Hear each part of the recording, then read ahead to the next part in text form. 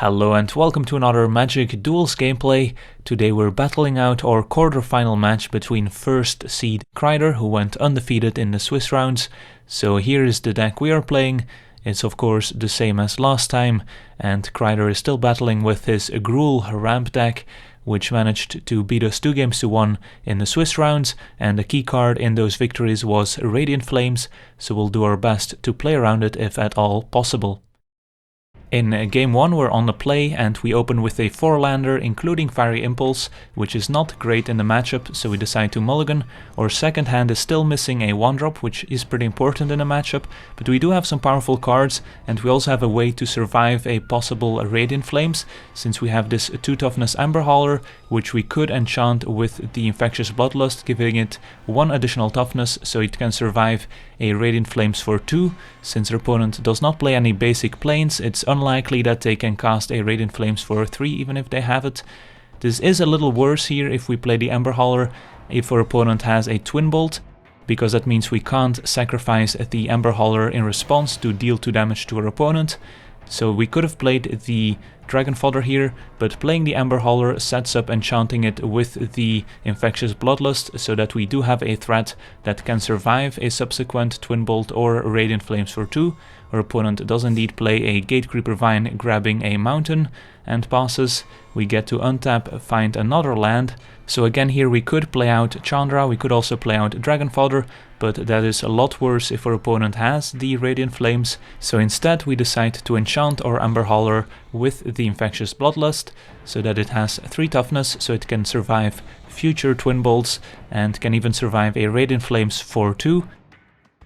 We also leave up a red mana, so we can always sacrifice the Ember Hauler to deal 2 damage and also get an additional copy of Infectious Bloodlust in our hand, but of course we would prefer to keep the Goblin in play. Turn 3 our opponent plays a land into Nissa's Pilgrimage, so we'll find a forest to put into their hand and 1 into play tapped, and our opponent passes. We untap and draw into a Foundry Street Denizen, so now we have 4 mana available and lots of different decisions we can make. But first, before playing anything, we decide to attack with our Ember Hauler, since none of the cards in our hand will alter that decision. So we get in for 4 and see if our opponent decides to chump or not, to get that additional bit of information. And our opponent does indeed decide to chump with the Gatecreeper Vine, preventing 4 damage. And here again we could play out Chandra plus the Foundry Street Denizen, but that is pretty bad if our opponent does have the Radiant Flames, because then we throw away 1 additional creature for no reason. This is slightly worse if our opponent has a Twin Bolt, because then we don't have the Foundry Street in play, but our opponent played the Gatecreeper on turn 2 instead of keeping up Twin Bolt, and indeed our opponent just casts a Radiant Flames to get rid of Chandra, which otherwise could transform on the following turn and threaten to deal lots of damage, and they follow it up with a Gatecreeper Vine. We untap and draw into an Abbot of Keral Keep, which is a pretty nice draw here, so we decide to play the Abbot before playing any other spells, in case we exile a 2 mana cost card with the Abbot that we would prefer to play instead of the ones in hand, and we do find a Foundry Street Denizen, so we can play the one exiled by the Abbot, attack with our Ember Hauler, see if our opponent chump blocks once again with the Gatecreeper Vine, and they do. And this time we are going to play out the Foundry Street Denizen, since our opponent already cast a Radiant Flames and it is pretty unlikely that they have a second one in hand. So play out the Foundry Street Denizen and pass the turn, and hope our opponent didn't have a second Radiant Flames here. Our opponent has a Rolling Thunder, which deals 4 damage divided amongst different targets, and our opponent chooses to kill the Abbot and the enchanted Ember Hauler. But we do get to search up an additional copy of Infectious Bloodlust, and we also have this Dragon Fodder in hand, which we haven't had the opportunity to cast yet, and it does give our 2 Denizens +2/+0 until end of turn, which is a nice bonus. And we also still get to cast our Infectious Bloodlust on one of our Goblin tokens, giving them +2/+1 and haste. So now we get to attack for 9 points of damage, putting our opponent down to 7 life. And we still have this Exquisite Firecraft in hand, so our opponent is at a virtual 3 life. So unless they can deal with this entire board, it's looking pretty bad for our opponent. All they can do is cast a From Beyond, which will only start making tokens on the following turn. We also draw into a Mage-Ring Bully, so we can actually play the Mage-Ring Bully, which will give our 2 Denizens +1/+0 until end of turn, and that's already going to be enough to close out this game. So all our creatures come into the red zone, and that will do it for game 1. So Monored is up 1-0 over Gruul Ramp. In game 2 we are on the play once again, and we have an opening hand that does not have a great way of beating a Radiant Flames, but so are most of our opening hands. We do only have 2 lands, which is good since we don't want to draw a ton of them, and we do have a decent curve of 1-drop into 2-drop, so we do decide to keep. Even though the Arsonist is not the best of our 1-drops in this matchup, we would have preferred to see a Goblin Glory Chaser or a Foundry Street Denizen, but the Arsonist will have to do here. So our opponent plays a Cinderglade tapped turn 1. Turn 2 we can attack for 1 with the Goblin Glory Chaser, put our opponent down to 19, and then in our second main phase we can cast a Dragon Fodder, making 2 Goblin tokens and start going wide here, of course hoping our opponent doesn't have a sweeper.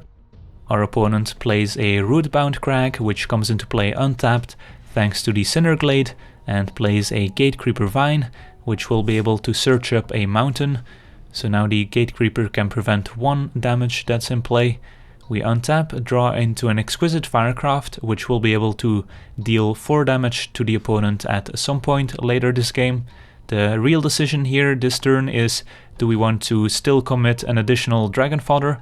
And I think we do, since otherwise this hand doesn't have a great chance of winning. And the other decision is, do we want to use Titan Strength to get in some damage and scry 1, or do we want to save it for later? And we do decide to save it for later, since let's say we see a 4-drop with the scry 1, it's not clear if we want to keep it since we don't have a 4th land yet, so it's a lot better to use the Titan Strength once we have 4 lands, so we can scry 4 drops to the top and lands to the bottom. So we do just play out our other Dragon Fodder, making 2 tokens. Our opponent goes a land into Nissa's Pilgrimage, putting a forest into play tapped and 1 in hand. We untap, find a 4th land, so now is a good time to use the Titan Strength in combat, so we can scry additional lands to the bottom. We use a Twin Bolt to get rid of the Gatecreeper Vine, and attack with all our goblins, use Titan Strength and scry an Abbot of Keral Keep to the top, since now we have 4 lands and the Abbot is likely to get us some value. So our opponent is at 9 and tries to stabilize here with an Outland Colossus, which is a 6/6 with Renown 6. We draw into our Abbot of Keral Keep. We play out our Abbot in the first main phase in case we exile something we want to cast right away, and we do find a Foundry Street Denizen. Attack with everyone, since we don't care about losing 1 Goblin token when we have 4 damage of burn in hand and can try and finish off our opponent on the following turn. Cast the Foundry Street Denizen that got exiled with the Abbot of Keral Keep, so we're setting up to kill our opponent on the following turn here, unless they have a sweeper or some way to gain life. And our opponent does indeed have a Nissa's Renewal to gain 7 life and put 3 lands into play tapped, so that means our opponent goes back up to 12 life, so that means that even with this Exquisite Firecraft in hand, we won't be able to deal lethal damage this turn. Instead we drew into a Mage-Ring Bully, which we can play in our first main phase, to give the Foundry Street Denizen +1/+0 until end of turn, so we do indeed play out our Mage-Ring Bully. The Foundry Street Denizen gets a small bonus. So our opponent blocks the Abbot of Keral Keep, but still takes 6 damage in combat, going back down to 6 life. And now it's up to the opponent to either kill our creatures on board or gain some more life, because we are threatening to deal lethal with the Exquisite Firecraft we have in hand. They cast a Woodland Bellower, which finds a Gatecreeper Vine as an additional blocker. Opponent gets a mountain with the Gatecreeper and has another Gatecreeper in hand, so has 4 blockers to our 6 attackers, which means we will at least be able to sneak in 2 points of damage, so combined with Exquisite Firecraft, that's lethal. Our opponent goes through the motions and declares blockers, but does not have the Twin Bolt, so Monored takes the match 2-0 over Gruul Ramp. So that means that we advance to the semi-finals of the Steam Showdown tournament.